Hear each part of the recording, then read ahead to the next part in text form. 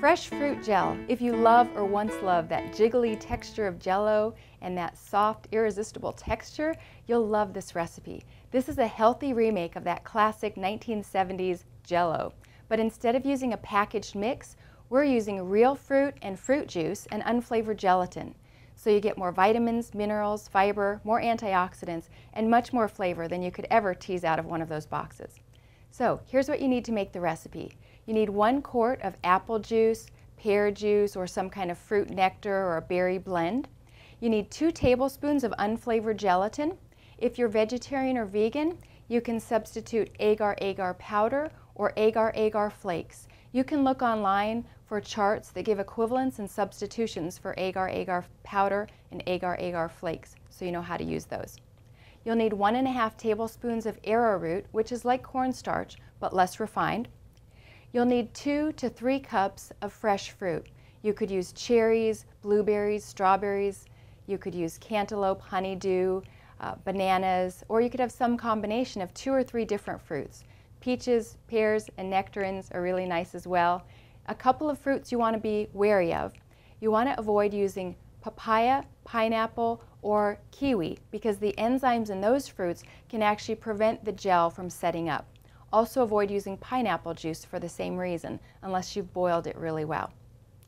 You'll also need about ½ cup of chopped toasted almonds, walnuts, or pecans as a garnish.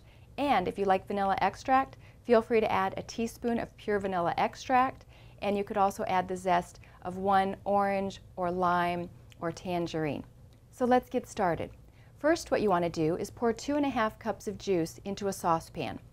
You want to reserve 1/2 cup of juice for dissolving the arrowroot. We're going to take a cup of fruit juice right here and add it to a bowl.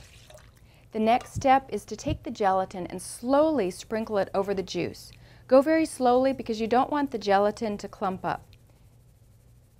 You want to give it a little bit of time to soak up the liquid.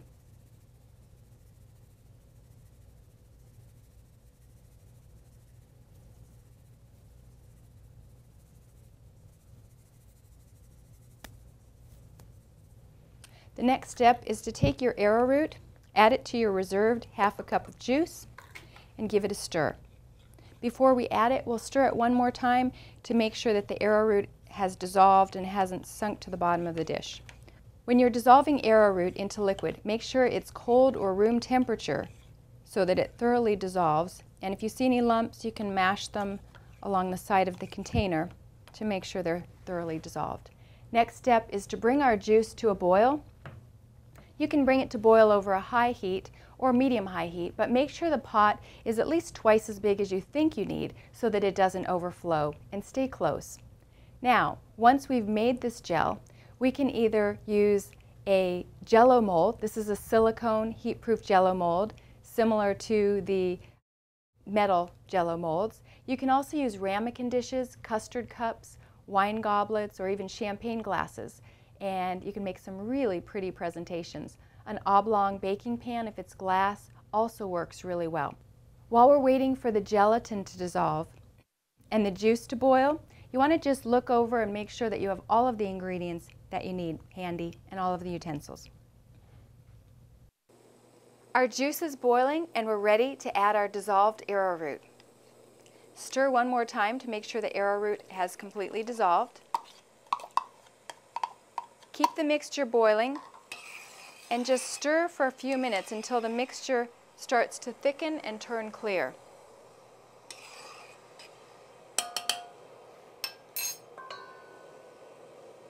We'll let it come back up to boil and then stir it for a minute or two.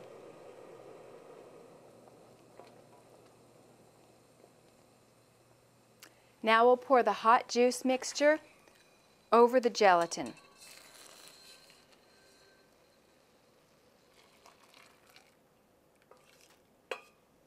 And stir to dissolve.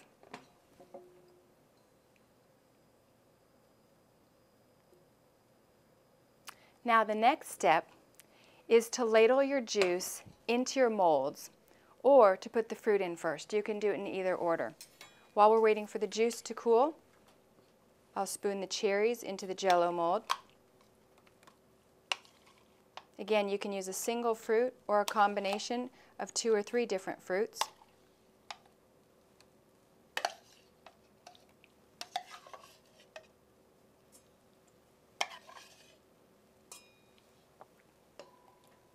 And now we'll spoon a little bit of melon into some ramekin dishes.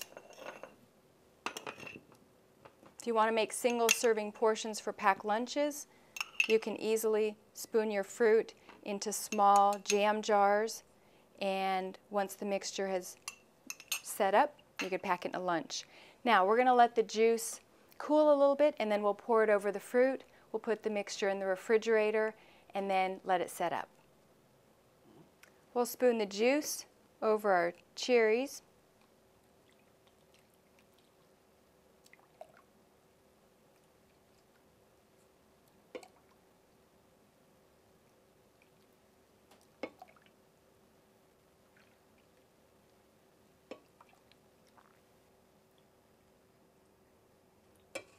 You can also spoon some juice over your melon.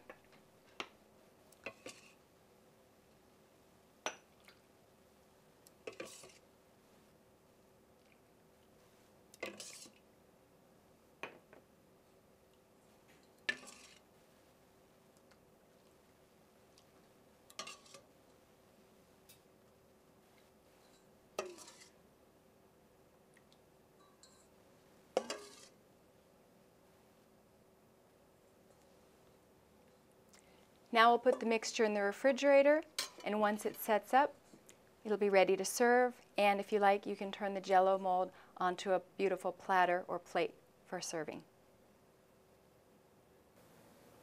Our fruit gel is now ready to serve. You can see the Jell-O in the ramekins is firm when I give it a shake, doesn't move. So you could serve it as is or garnished with a little bit of chopped toasted almonds, walnuts, or pecans, or maybe a sprig of fresh mint or some edible flowers. For the fruit gel in our mold, what we're going to do is put the mold inside a bowl of hot water to loosen the sides. You can also use a baking pan filled with hot water. Hold on to the gel so it doesn't tip, and let it sit in the hot water for just a few minutes to loosen the sides. You'll want to make sure before you do this that your gel has set up and that it's nice and firm. Now, place it back on the counter. Take a large plate, put it on top of the gel, and then lift and turn. You'll hear a little bit of a noise, a little bit of a sound as the Jell-O is releasing from the mold. Voila. Now you can garnish with some nuts. You could use whole nuts, chopped nuts, or you could crumble them over the fruit like this.